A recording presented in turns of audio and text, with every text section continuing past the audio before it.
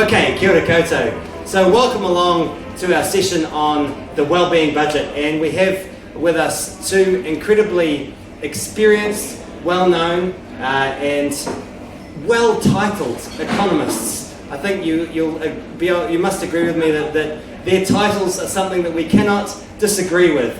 They should exist in the world. So firstly, to my immediate right is Gill, who is a former Treasury analyst and also the head of public good at NZIER.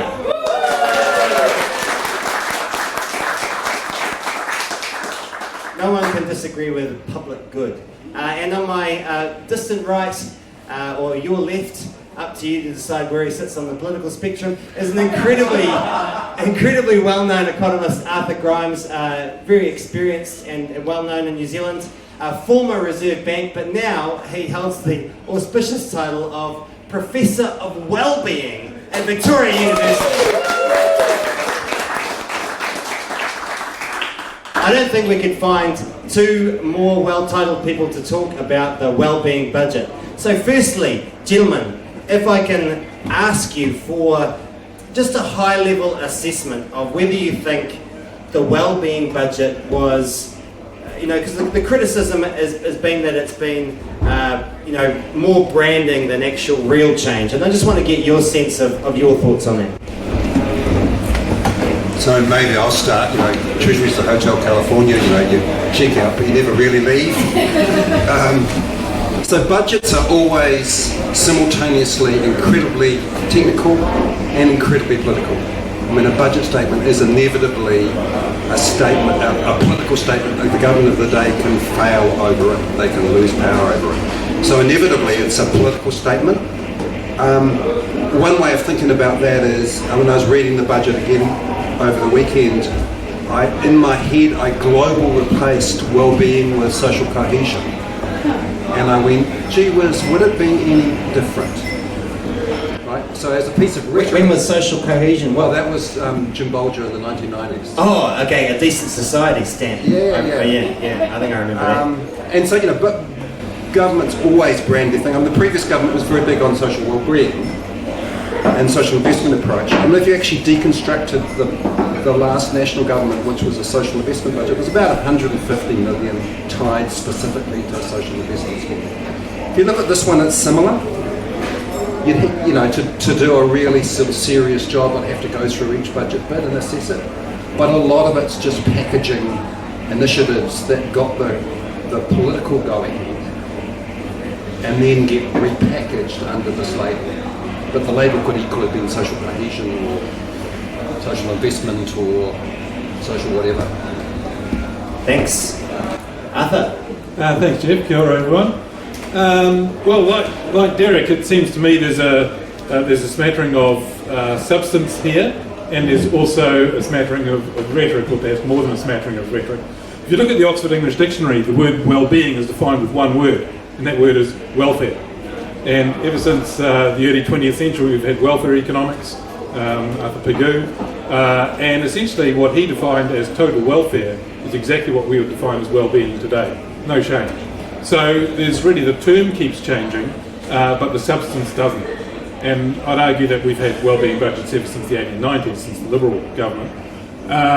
But there was a few, I think, areas of focus in this budget that did display something a bit different than what we've seen in recent years. I think the process of putting the budget together did get people to sharpen their minds and across agencies to make sure that they had some coherent areas. And I think actually the most important thing about this budget wasn't the budget itself, it was the budget policy statement, which came out last December, when the Minister of Finance highlighted 5 priorities, and he roughly stuck to those 5 priorities. And, 3 of those in particular: mental health, child poverty, child welfare, family welfare, and Māori Pacifica. I think they formed the backbone of this budget. So I think it was more of a process change in this budget rather than a substantive policy change. Okay, we'll come to that. We'll come back to that. So the idea that it's more process than substantive policy change, so that still is interesting. Interesting. I loved what you said about the welfare budget. The definition of well-being being welfare. You wouldn't call it the welfare budget, would you? Well, we've had welfare budgets for 130 years, and when you think about it, and in the idea of welfare, the way it used to be defined before the Americans got hold of it and termed about people being on welfare as being a slang sort of derogatory term. Well, welfare has always been about I'm concerned with your welfare, I'm concerned with your well-being. That's what it means. So in that sense, this budget has been concerned with people's well-being in some respects, and so it's just the same as saying people are worried about people's welfare.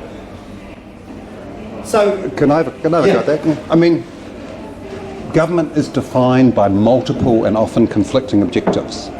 Every budget I was ever involved in, and it was 30, had multiple objectives. And that was my comment about if you added social cohesion rather than social, what would be different? I mean, you had five areas. That's typical in the budget process. You identify in a strategic phase a few priorities.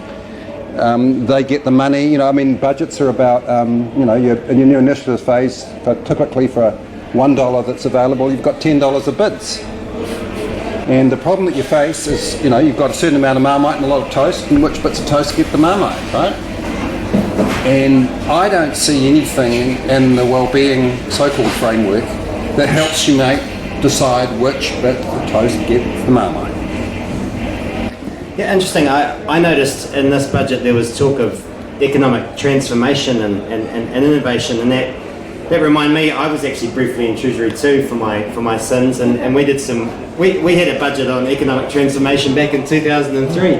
But what cracked me up was what was in this budget of economic transformation was Mycoplasma bovis and film subsidies. There's nothing innovative about doing 5 sequels to Avatar, people. And Mycoplasma bovis, I think we probably have a better chance of transforming our economy if we didn't fund anything to do with Mycoplasma bovis and let all the cows die.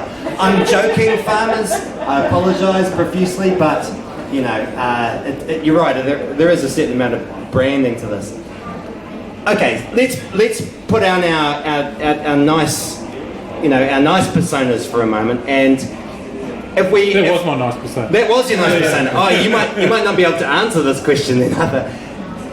What's good in this budget that you think is really has really changed the game, and that it's probably a chance for you to drill more into that point about process, Arthur, because I want to test you on that. As Derek said, there always have been priorities, and ministers have always worked together. So, what do you think is really different about this budget in a positive sense? I think it's where its priorities have been. I think it's the first budget that we've seen for a long time which has actually consciously done something on the mental health front. And I think that is to be applauded. It's roughly $500 million a year of new expenditure on there. But what I like in particular was that it was dealing at the community level. So it's not dealing with things at sort of the ambulance at the bottom of the cliff. This is looking at things at the top, putting people in doctor's surgeries, that sort of thing. Public health has for a long time been underfunded. The health budget has been grabbed by the hospitals and the doctors. The DHBs have been a disaster, and so actually directing that this money go towards at the doctor's surgery level with new health professionals, I think is a really sensible, centralised approach. That probably something like the Health Funding Authority in the old days would have done, but the DHBs have never done. So I think the next stage in this would be get rid of the DHBs, which would be a complete disaster. So I think there's been some really positive side there. But I just made the point though, I've just put my nice face on, but the other one is, in the previous budget, they wasted $500 million a year with free fees. So that's in the same order of magnitude as the new expenditure on mental health. Now imagine what you could do in this budget if you hadn't have wasted money on the so-called winter energy payment, which is basically a payment for old people who are rich to go overseas. How old are you, Arthur? As a declaration of... I have to say that I am getting some winter energy payment, but that's only because my wife's slightly older than me and we get the married rate. And it turned out that even if one of you is under 65, you still get the married rate. Crazy. But the sort of expenditure, the sort of wastage of expenditure in the previous budgets was really appalling. and they're of the same sort of magnitudes as the good expenditures, the things that I think have been positive in this budget. Thanks. Derek, anything positive to say? No, Treasury people never have anything positive to say. It's in the training manual. Absolutely. 500 ways of saying no. I guess, just playing off what Arthur said, but if the wellbeing approach is really serious and really embedded, then it's got to be based on evidence and measurement and learning. We know relatively little about what works in large areas of mental health. I used to be the chair of a mental health provider. The whole system runs on inputs. So there are no output measures and no outcome measures.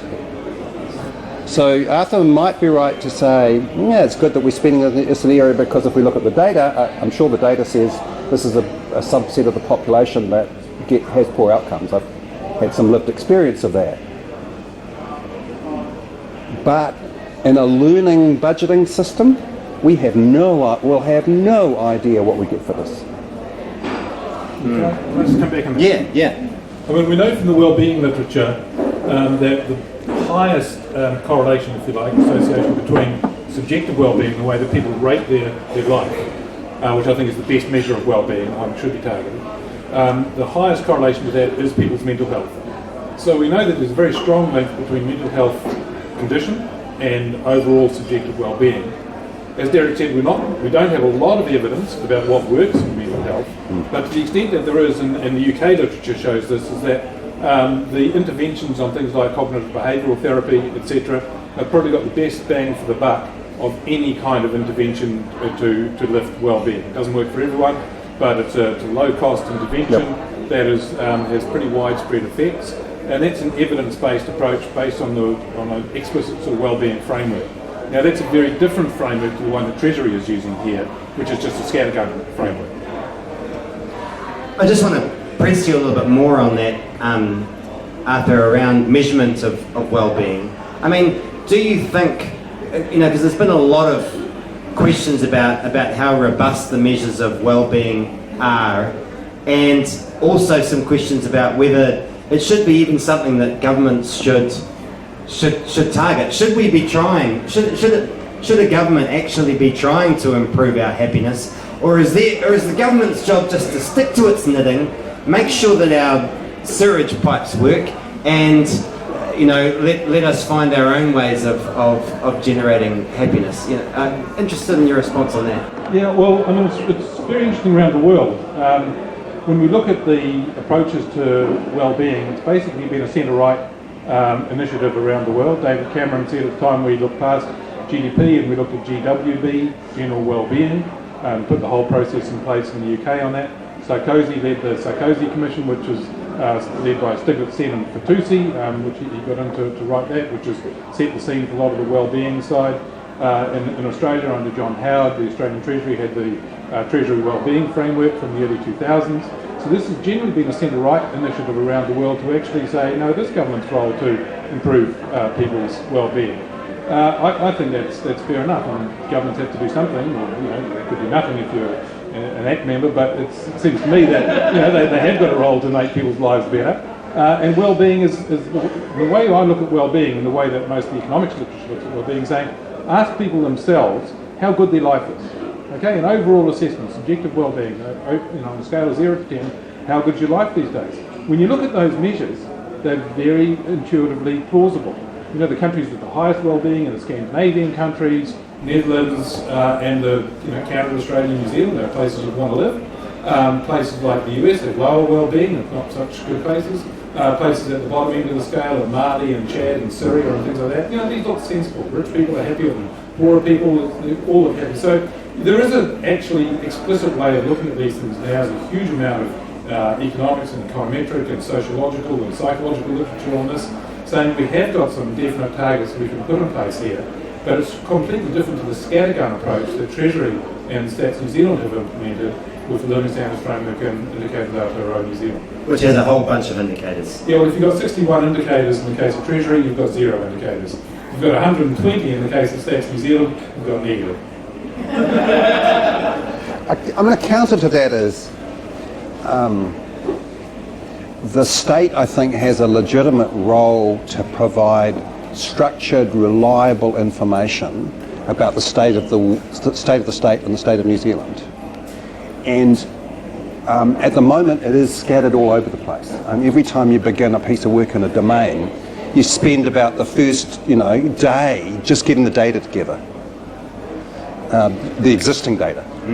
So part of me quite likes some of these dashboards, because I think getting that basic state information out there and doing it regularly, like producing regular updates on child poverty, I don't have a problem with that.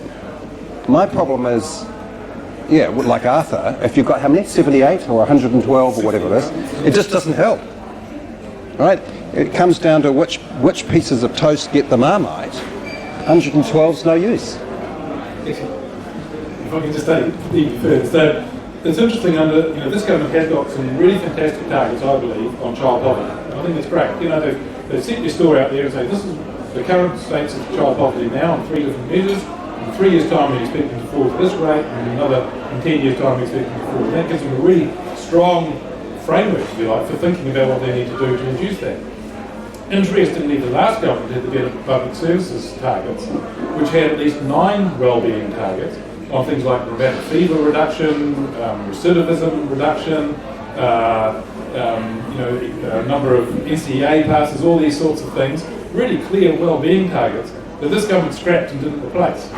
So I think the last government had far more wellbeing targets than this government has, and yet the last government doesn't like the term wellbeing, and this one does. You're following all that? Okay, so moving on now, we've done the mostly nice stuff. So if you were really to critique this budget, what do you think was the biggest mistake, the biggest thing that needs to be improved? Because apparently we're going to be seeing more of these wellbeing budgets into the future. Derek, you mentioned the lack of evaluation as in terms of being able to learn in the future. Maybe you want to talk about that in more detail. What would you like to see in there as a way of improving how we learn from the past? Or maybe there's something else you want to chuck in. But what do you think are the biggest mistakes that we've made in Wellbeing Budget 1.0? Both of us looking at the other. Okay, I'll go for 2.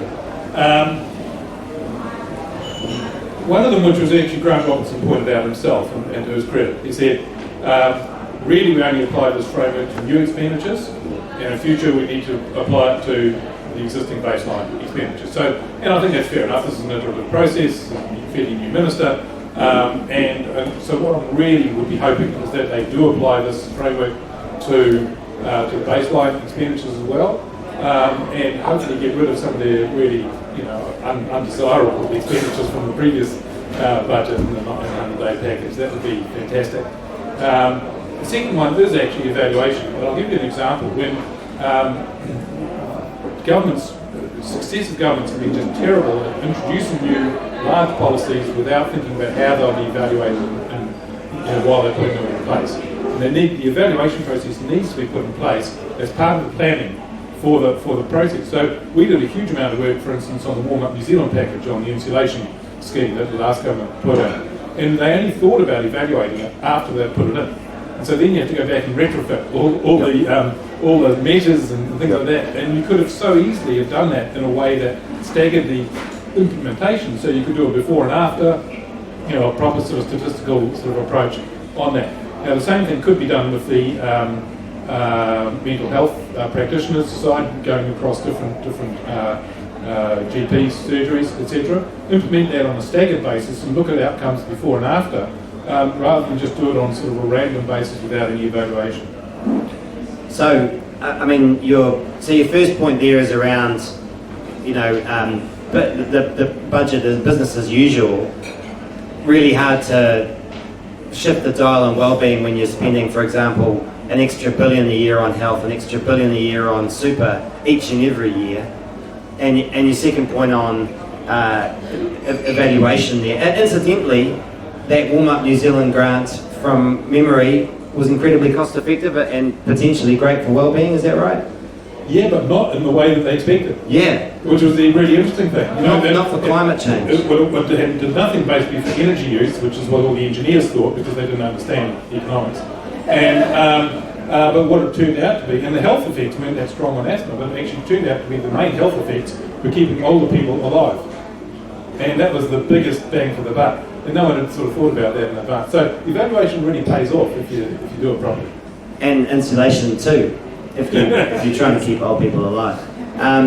So, Derek, any thoughts on what you would cut out of, or what mistakes do you think were made in Wellbeing Budget 1.0?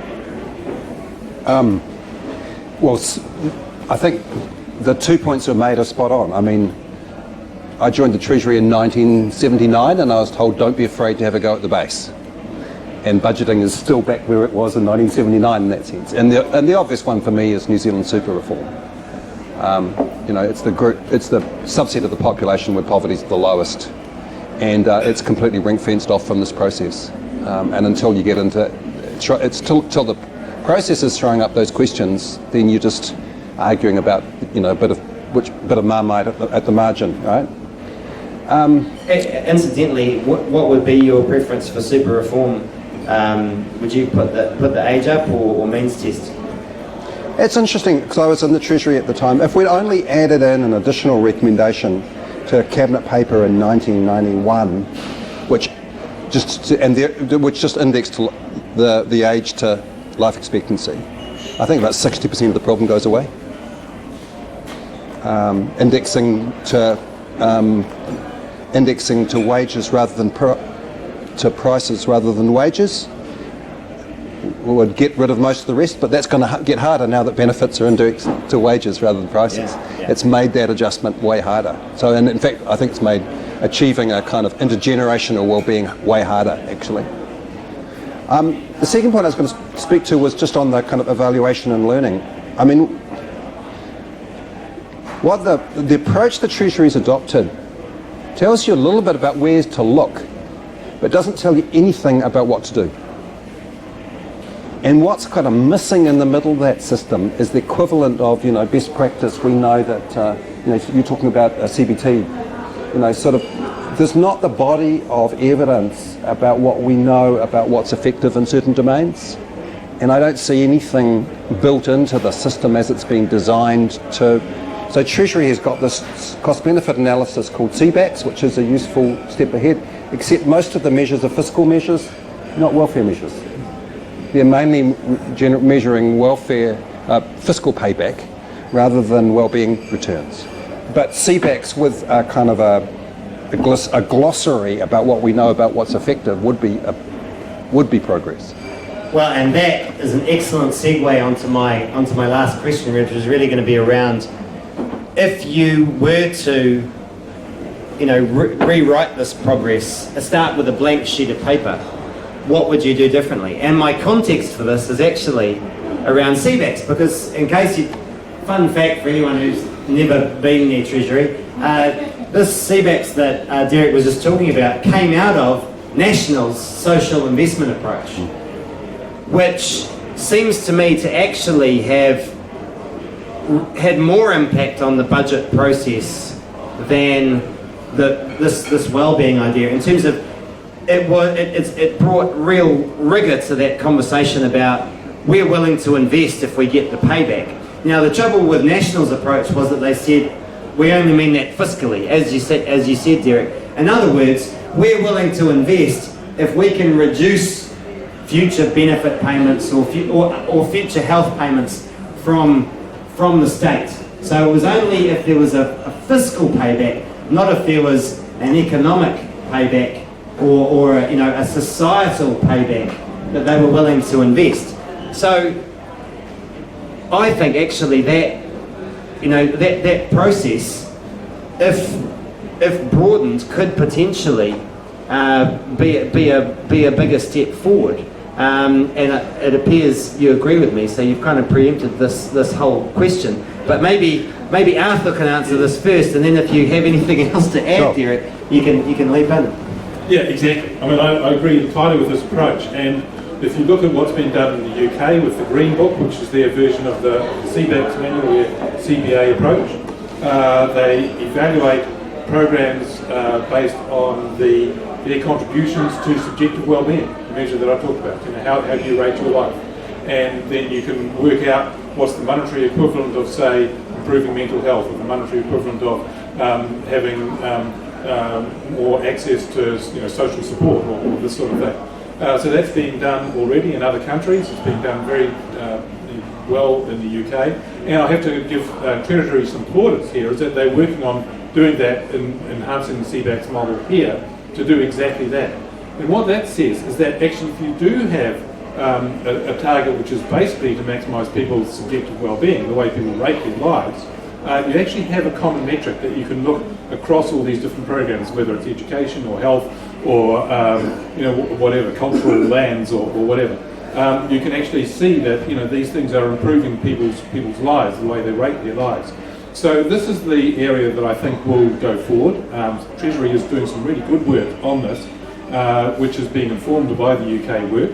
And I'd really like to see this becoming the centrepiece of the wellbeing framework, rather than the living standards framework, which is really just a scattergun approach. So that work is actually underway. Absolutely. Yeah. So, and that, just to explain this to you at home, and confirm me, tell me if I'm wrong here, Arthur, but we could actually get to the stage where, as the evidence grows, we might say actually an extra $1 invested in, say, early childhood education gives you 6 happiness points, or whatever you want to call it, 6 smiley faces, 6 units of happiness, and an extra $1 invested into, I don't know,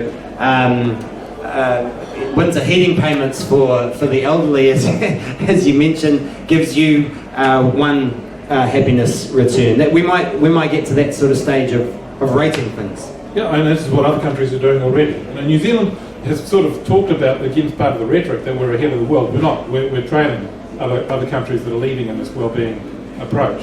And that's exactly the way we look at it. And you can go further as well. You can say, governments do recognise that some people start off from a much better position than others. And so I would actually, if I could lift somebody's happiness from a 5 out of 10 to a 6 out of 10, I think that's much more important than lifting somebody from an 8 out of 10 to a 9 out of 10, so I'd give a higher weighting to that. So these things are being done already internationally, and I think it's time that we try to catch up further, and it gives us some more precision and some ways of comparing things, as you say, in a I think something that's more meaningful, as opposed to the social investment approach, which was hijacked by the actuaries. The original idea was actually to do this in the social wellbeing, in the social investment approach. And it was hijacked by the actuaries into just a fiscal liability approach, which really wrecked it. I don't know, my thought would be, when this approach is really mature, you'll also know what you don't know. And there'll be some areas where you'll find that this approach just doesn't actually give you any traction. If you think about budgeting, you've got to answer 3 questions at 3 quite different levels. There's a sort of a set of macro questions about the balance between taxes and spending, debt levels, does the economy need fiscal stimulus, all that sort of stuff. And wellbeing doesn't help with that, as I see it. Second is meso level, your sectoral approaches, which is, have we got the mix right between health, education, defence, etc. And I think wellbeing can usefully inform that. And the third is at the kind of program, the micro level, which is what are you going to do? And I think it helps you along the way. I don't think it answers those questions. You actually need decent program design, decent evaluation to answer, decent policy analysis to answer those questions. But I think what you'll get out of that is there's some questions that this approach doesn't speak to. I do a bit of work in the defence space. The government's just announced a whole lot of we're going to buy a replacement so that we can surveil the maritime environment around New Zealand. $20 billion going into defence. And I don't think wellbeing will ever inform those decisions. Well, it helps the wellbeing of the Air Force, for sure, I think. But you mean more generally speaking? I think there's a legitimate reason why we've got the 3rd largest EEZ in the world. It's a perfectly valid thing for nation state want to do to be able to surveil the area that it has search and rescue and so on responsibilities for. My point is more, I don't think, like I'm actually doing some research in this space at the moment, trying to find out what Kiwis think about this stuff. It's really hard. And I doubt we're ever going to get social wellbeing measures that says that this gives them 4 utils as opposed to 3 utils from a home heating program. So, okay, so great point. It's that well-being, even though we might be able to boil well-being down to one useful measure, that's never going to be the single objective function for a government. For its whole budgeting process, yeah. Yeah. Okay, folks, that's the questions that I had for these gentlemen. So it's time to open up. If you have any questions you want to come up and ask, Peter has the microphone. Just raise your hands, and since there's a moment of hesitation, I have a lovely. I can abuse my position by thinking of one question I'd like to ask. I mean, I guess what is going to come, what could come down on this, if we do go to this future, amazing future of having a way of rating, different forms of spending on the basis of, as you say, smiley faces or utils or whatever you call it, that it's not going to take away some of those subjective questions about that some people might ask about. Should we support someone who just wants to go surfing all the time at all, or should we, should we let them face the consequences of their actions, even though helping with them might make them happy? We might not want to make certain people happy because we have, values based about where we might spend government money. Any thoughts on that? And if you have questions, then put your hand up and Peter will bring you the microphone. Well, actually, come to me. Yep, Geoff, I agree entirely. It doesn't help you to resolve normative questions of, what would we like, what ought to be, what should be.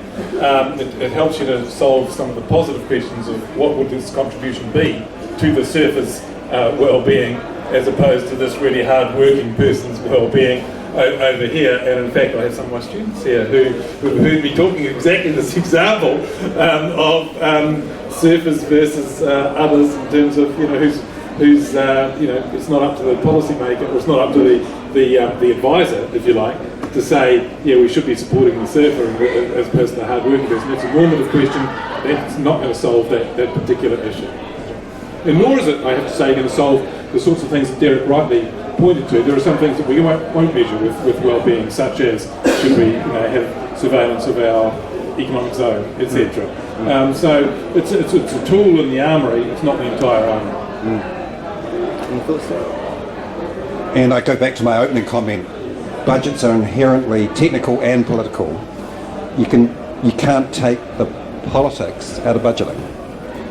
So you still will get the political programs which have no evidence base. Think of the Provincial Growth Fund initiative. You're saying that Shane Jones's slush fund doesn't have any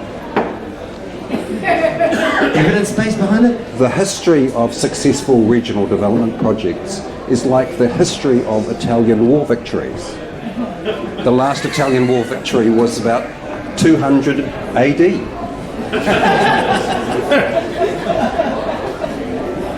Questions? Howdy.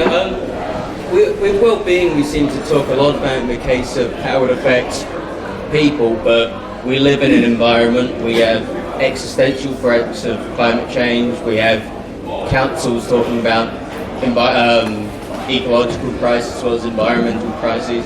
How does well-being inform our investment in the environment, in clean air and water, carbon in our soil, those areas? That's a great question. Great question, thanks. Well-being is what we're experiencing now, and just in the same way, even if we focused on just incomes or whatever, we'd be looking, in that case, we'd be looking at incomes over future years, future generations. Exactly the same with the well-being approach. You'd be looking at well-being over future years and future generations. And in fact, I've just had a PhD student finish at Waikato who did a fantastic PhD looking at the relationship between well-being and sustainability. And just as the same as any other investment that you do, if you're going to invest in sustainability, you actually do it at the expense of your current well-being. And that's not surprising. I mean, if we decide to stop emitting carbon today and doing a whole lot of other things, then that would be contributing to climate change. We'd be probably reducing our current well-being because essentially we're investing for the well-being of a future generation, and there's this trade-off. Now you often, you hear people who are sort of in airy fairyland that basically think there's always win-wins. There's virtually never a win-win on anything, and that's the dismal economist speaking. And the point is that if you want to actually invest for the future, you consume less now, and so it does hurt you now. That doesn't mean we shouldn't do it. I think we should do it. The well-being of future generations is incredibly important, but we have to realise that could reduce our current well-being. Any thoughts, Derek? No? Any other questions? Yes. Kia ora. How's it going, guys? First of all, thank you for your time. It's very informative. My question is more based on the measurement, as you said, as you disagree with the way it's going through, and I do agree. If you compare it to GDP, which you say is flawed, it's a comparison that's not going to make sense. But if you say that well-being budget is a control, and compared to this budget, you compare the following, it allows you to make mistakes that don't compare. What would you change more following that, not on the budget itself, is how could you improve the process, rather than policy, to make a budget that focuses on real New Zealand problems like mental health, child poverty, child obesity. These are significant New Zealand problems, and they've been raised in a manner that is taken in a way we're going to try a new initiative to solve them. If not the well-being budget, what else? Can I go on that from first, then I'll throw it over to Derek. I mean, I really applaud the government for two things in this budget. One is putting out 5 priorities in the budget policy statement in December, and I think that was really clear. You could see what they were trying to achieve. And I applaud them for putting up the child poverty targets, which were very clear targets. And they're difficult to achieve as well. They're not patsy targets. They're not just easy ones to get. What I was really sad was that they didn't then look also at targets for specific well-being issues such as suicide. Okay, we know that New Zealand's got one of the highest suicide rates in the world. Youth suicide is absolutely appalling. And there was when asked about whether there'd be a suicide target, the government said no, there wouldn't, because one suicide is too many. Okay, well, I mean, what a stupid answer. Surely half the suicides would be better than the current number of suicides. I mean, surely there should be a target. Otherwise, you would say, well, one child in poverty is too many. You wouldn't have a child poverty target. So I think we really do have to have some targets on these things that are really important for our well-being, in the same way that the last government did for rheumatic fever, for recidivism, for qualifications and those sorts of things. So I think they do actually focus the mind of policymakers and politicians and officials. So I would encourage that to be extended from where it is now.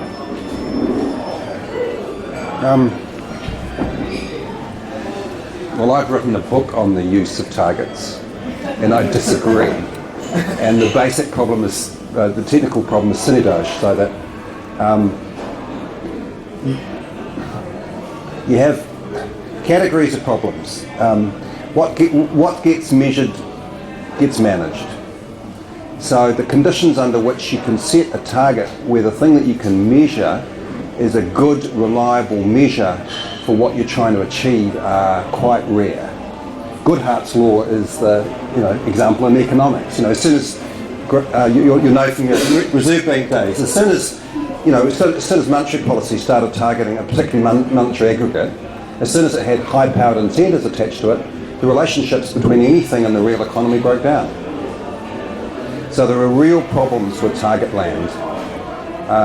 The UK is the jurisdiction that most probably pushed that hardest under the Blair government, and Cameron quite rightly removed the entire infrastructure because it ended up being a game about achieving the targets rather than achieving your underlying objective. So it's way harder, I think, than that. Let me just come back on that, because as the person who probably did the most to introduce inflation targeting. The reason we did that is because the targets you talked about were intermediate targets, which didn't mean anything. What you wanted to do was to focus on something that was really at the end. And that's why I think something like a target for the number of suicides, etc., which is really an outcomes target at the end does mean something. And if you could put in place all the different attributes of policy that would actually reduce suicides, then I think that actually is meaningful, as opposed to an intermediate target, which would be maybe maximising the number of visits to a mental health nurse, which wouldn't be meaningful. So I think we can divide the types of targets up. So the rejoinder would be fiscal policy, where at the same time as we set the Reserve Bank up with an inflation target, because it was something over which it had some control, we deliberately did not write into statute fiscal targets. And that is because they are endogenous and not under direct control, and it was better to let the government of the day set its own targets, which you could adjust readily. Because they would be intermediate targets, not final targets. Because the conditions, the analogue for monetary policy stability are quite limited out there. Good to see some high-powered intellectual justice down on here. This is good. Hey, I thought that was an incredible question, and it's popped to mind two further questions for me.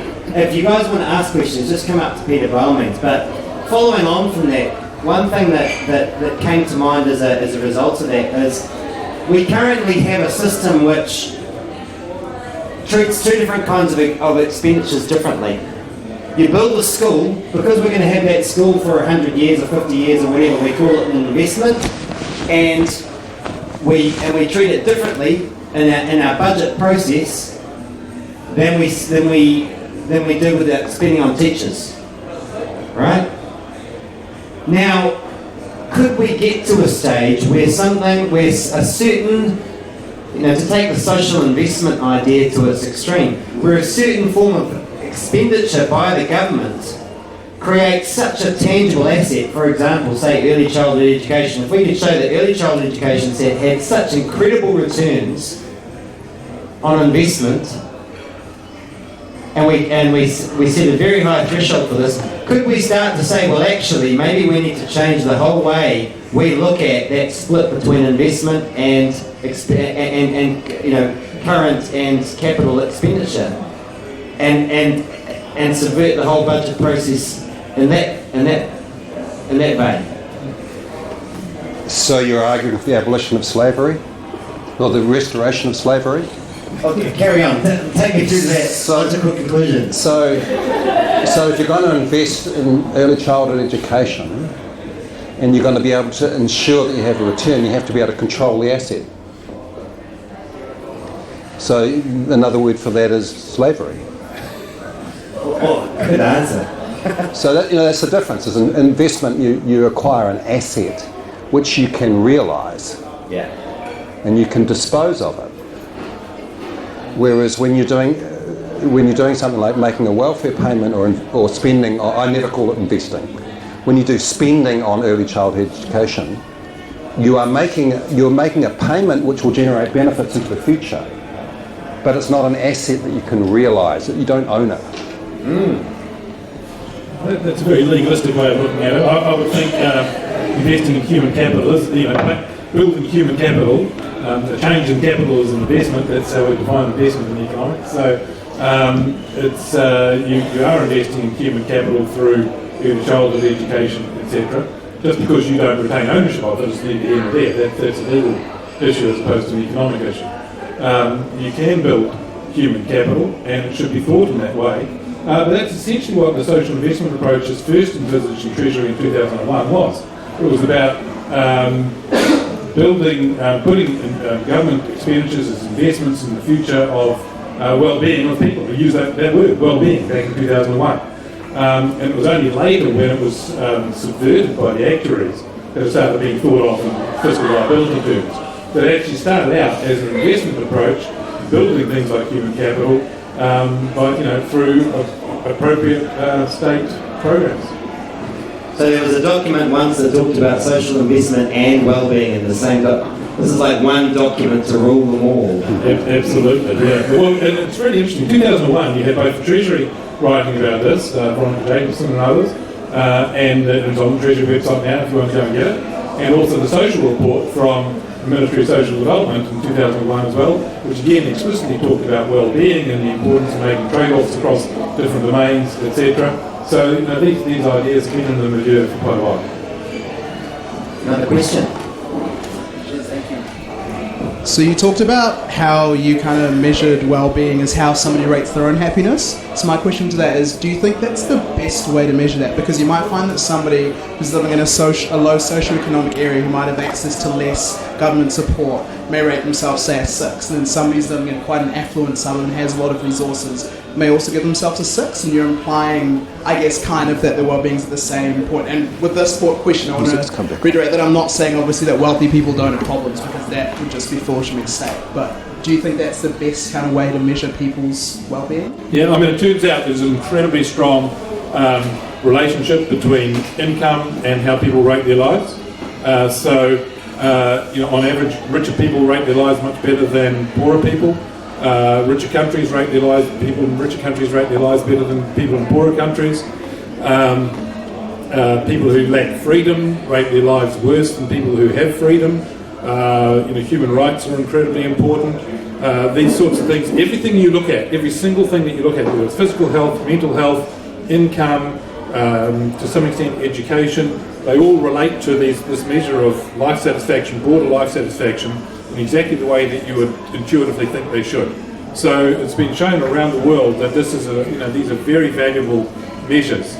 If you do a program with somebody, put them into, say, social housing when they've been homeless, and then you ask them to rate their lives, 6 months later versus 6 months before, their living standards, their self-reported and subjective well-being's gone up.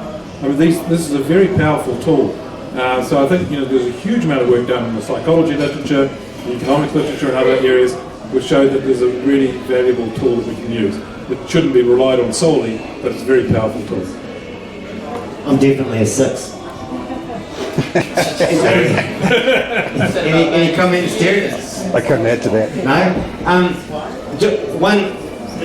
Feel free to come up and ask, but hang on. I just, because your question just inspired another question in me, which I'm going to again abuse. Given we have the cannabis referendum coming up, and I can definitely tell you my subjective well-being would go from a 6 to an 8 if that were passed.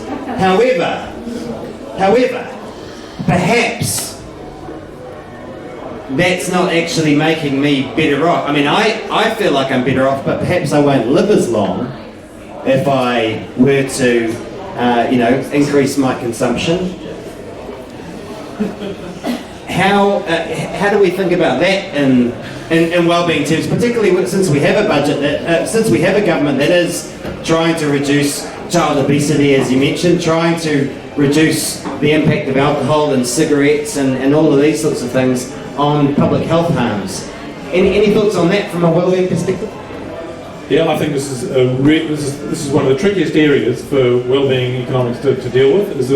There are these behavioural biases that people don't sort of correctly anticipate what the effect of their actions are going to be, and after the fact they have regrets. Do you look at these effects on the basis of what people anticipate, or after the fact as to what had actually happened? And if people were perfectly rational, they would be the same, but they're not, unfortunately.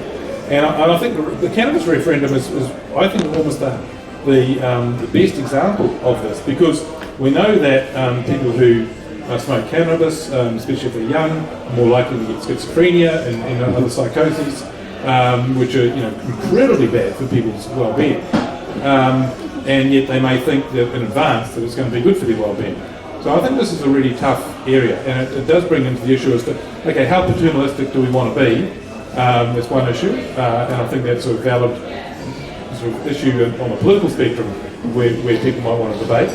And the second one is, well, actually, but if people are going to do it anyway, then it doesn't really matter if you make it illegal, because all you're doing is doing two harms to somebody, which is A, they're doing harm to themselves by smoking cannabis, and B, you're putting harm in their way by creating criminality as well.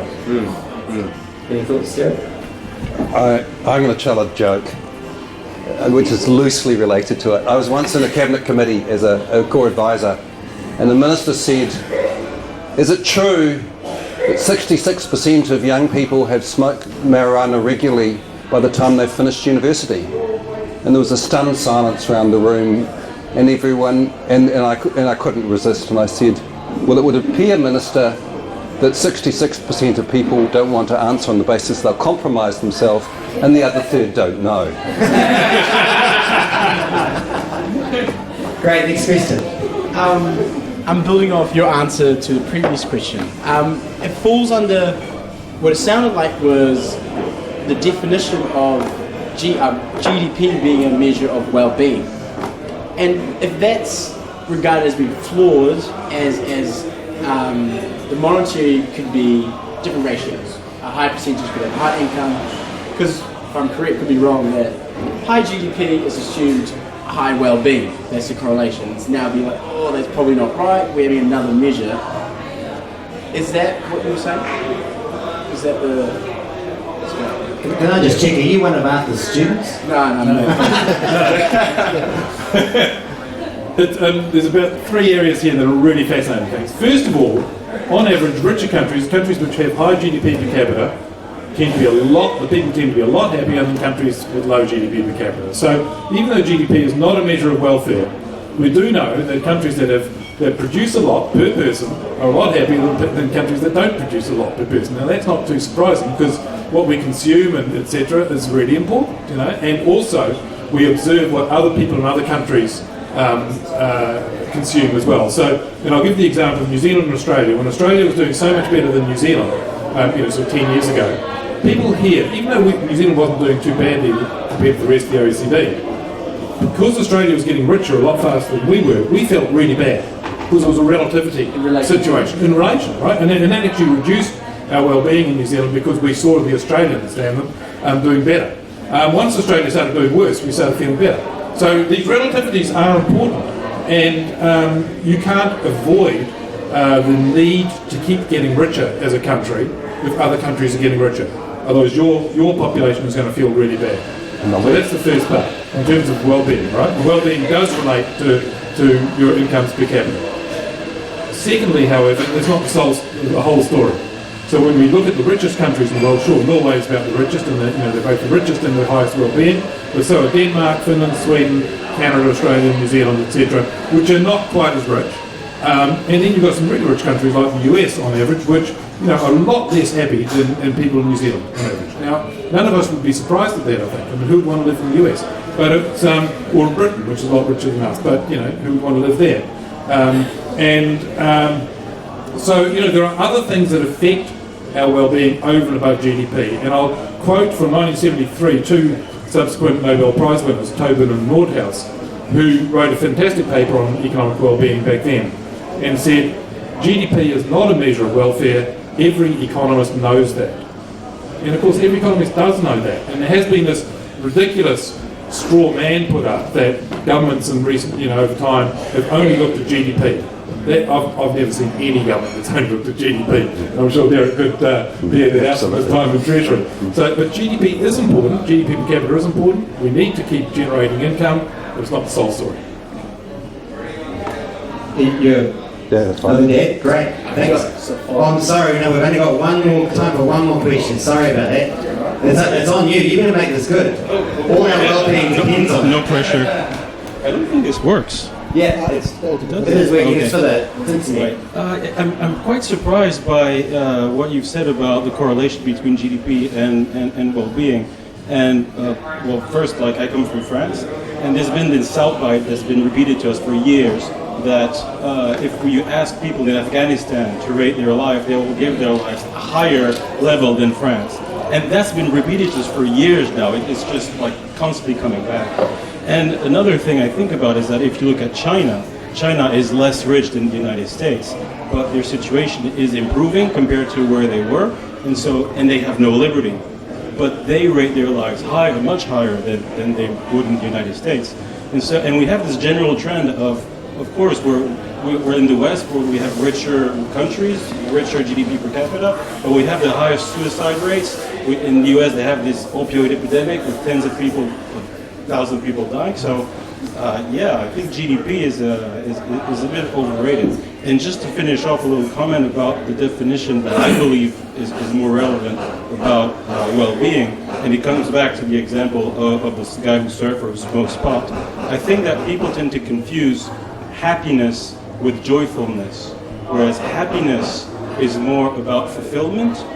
And so something that will make you joyful, like going surfing or smoking pot, will make you joyful, but it doesn't give you purpose. It doesn't give you real happiness. And so a government that wants to target well-being will have consequences in terms of that you can measure, like suicide rate will go down, but to achieve that you need to give people a real purpose, and that seems really hard to do. I'm going to leap in before you there, Arthur. Well, you guys have something to think about. Yeah, so you're talking about the difference between serotonin and dopamine, basically, right? In terms of brain chemicals, which is a real challenge for anyone talking about happiness. We want to encourage serotonin or contentment, but not dopamine, which tends to be based on rewards. But interestingly, I personally don't think government can give people a purpose. I think that's up to people themselves, which was kind of why I was asking that question originally about well-being at the start. But my interesting anecdote, I was in Israel hanging out with some Bedouins, and talking at a campfire at night, beautiful setting, wonderful stars, wonderful connection going on with people. And I asked people, what do you want more than anything in the world? And about more than half the people sitting around the campfire, these Bedouins, said a TV. So I struggle to believe that that these, that for so-called peasant societies that GDP or income has no impact whatsoever. Anyway, over to you guys. Can I just come back on the points you made? Actually, Afghanistan is one of the least happy places in the world. So that what people are told often is not based on facts. But let me start with the way economists tend to look at this is that don't look at happiness as such. There are different questions that are asked around the world. Some of them are how happy have you been in the last day, how unhappy have you been in the last day. The psychologists look at those very closely, but economists tend to look at a different question, which is something like on a scale of 0 to 10, where 0 is the worst possible life you can imagine and 10 is the best possible life you can imagine, how do you rate your life as a whole? And on these measures, Afghanistanians rate their lives at about a 3 or a 4, really low, that's on average, and the French would rate them at about a 7, New Zealanders would rate them at about an 8, and the Norwegians at sort of, they probably can't count, they're probably at 11 or something, but they're fractionally above us. And and when you look at these sort of situations, France is somewhere between 10th and 20th in the world on this measure, which is not as happy as we are, but it's a lot happier than where Afghanistan is, which is at 150th. So China rates their lives on this question way below what people in the US does, and we see that way below. And we see that one of the strongest predictors of this is not just income, but freedoms, human rights. Okay, and so people in China rate their lives quite low. Because they don't have the human rights that even some people in America have, not everyone. So these measures are actually very accurate, but you don't look at the happiness measures. There are also measures of purpose in life, okay, which Greeks called eudaimonia. And they have a correlation, but a much weaker correlation with life satisfaction than many other measures do, because you can imagine some people who've got a really strong purpose in life, but are sort of stoic, the way I like to think about it is, you imagine you're a heart surgeon, you probably got a very strong purpose in life, your patient's just died, so you're really unhappy, so you answer the happiness question really low, and your life satisfaction, well, your wife might have just left you, and so your life satisfaction is not that high. So you could be really unhappy and really have a high purpose in life, your life satisfaction's somewhere different. These are measuring different things, so you've really got to look at your measures. Anything there to finish off? I was going to have a cheap shot about measures actually, but no, nothing to add.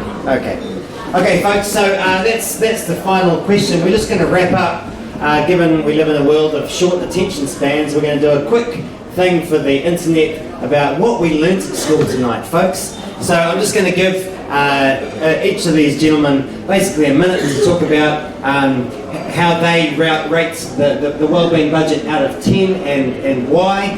And we're going to use this for a shorter piece on the internet, and then we'll wrap up. So just before we do that, yeah, pass this. Oh, just in case. Yeah. No, just you. Just okay.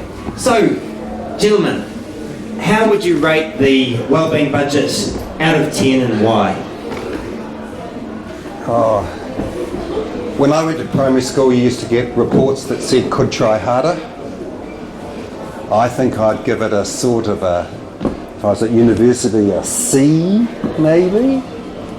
That's a sort of 5 or 6 out of 10. Sort of good first start. Shame you don't have a framework, but keep trying. Boy, Derek's a hard marker on it. I'm glad I'm not in one of his classes. We've had great inflation, I'm afraid, since you're at university, Derek, as well. I think it was a genuine attempt at doing something that was an improvement on some things that we'd seen before. It was very much an attempt rather than a finished article. And I'd rate it somewhere in the B's, between a B plus and a B minus, because I think it actually set some folky there in terms of the budget policy statement of what they were trying to achieve. I think they direct most of their new expenditures to that.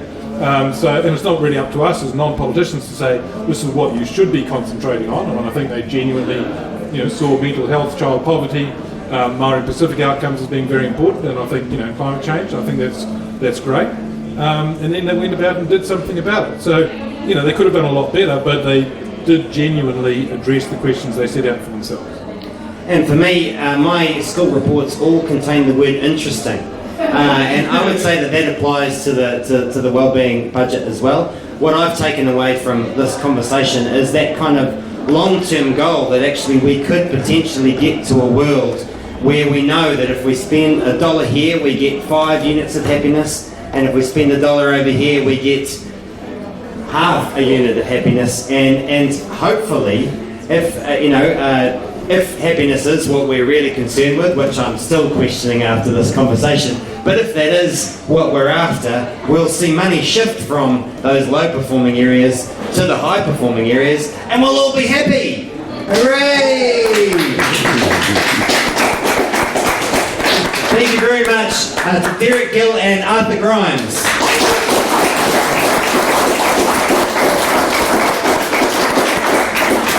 Thanks for coming along, and thanks to our volunteers who helped set this up, Peter and James. Big round of applause for them as well. We have enjoyed doing these so much, we're doing them regularly. The next one is 22nd of July. We think the conversation is going to be how to talk about climate change without making people depressed and making them want to commit suicide. Because we care about well-being, okay? So that's the long version of the title. So we'll come up with something. We'll come up with something snappier before the next session. So I hope to see you here for that. And in the meantime, kia ora koutou, thanks for coming.